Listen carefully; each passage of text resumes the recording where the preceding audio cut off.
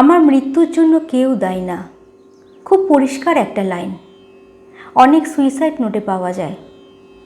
কিন্তু সত্যি কি কেউ দায়ী না?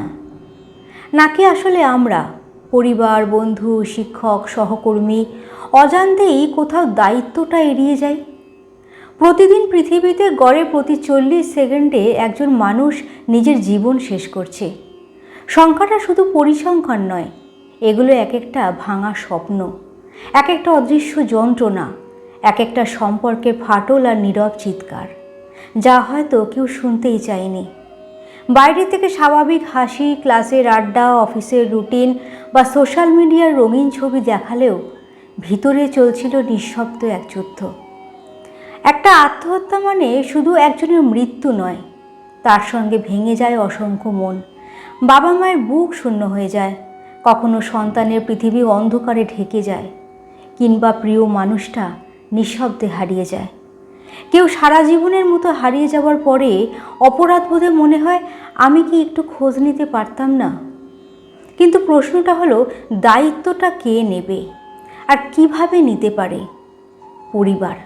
সন্তানের আচরণ বদল, নীরবতা বা অতিরিক্ত অস্থিরতা খেয়াল করা জরুরি। এদের শোনা, সময় দেওয়া, এটাই হতে পারে সবচেয়ে বড় সাপোর্ট। শিক্ষক। শুধু পড়াশুনো নয়, শিক্ষার্থীর মানসিক পরিবর্তনগুলো দেখার দায়িত্বও তাদের। একটা তুমি ঠিক আছো প্রশ্ন হয়তো বড় সংকেত হয়ে দাঁড়াতে পারে। বন্ধু।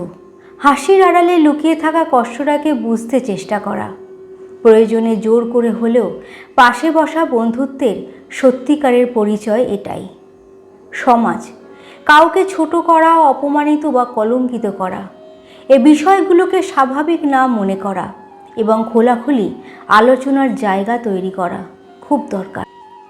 আর নিজেকে একবার দেখুন। স্রষ্টার দেওয়া সবচেয়ে মূল্যবান হচ্ছে নিজ প্রাণ। আপনাকে বাঁচতে হবে আপনি হয়ে।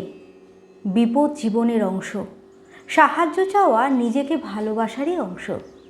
একটা ফোন কল, একটা সহানুভূতির হাত বা নিঃশব্দে পাশে থাকা, এই ছোট্ট ছোট্ট যত্নই কারো ভাঙা পৃথিবীতে আলো জ্বালাতে পারে, ভেঙে যাওয়া সম্পর্ককে নতুনভাবে আশা দেখাতে পারে। তাই আসুন, আমরা শুধু সংখ্যার হিসেব না করে প্রতিটি কষ্টের পেছনের মানুষটাকে দেখি। প্রতিটা প্রাণের সাথে জড়িয়ে থাকে স্বপ্ন, আশা আর ভালোবাসায় ভরা একটা পুরো পৃথিবী।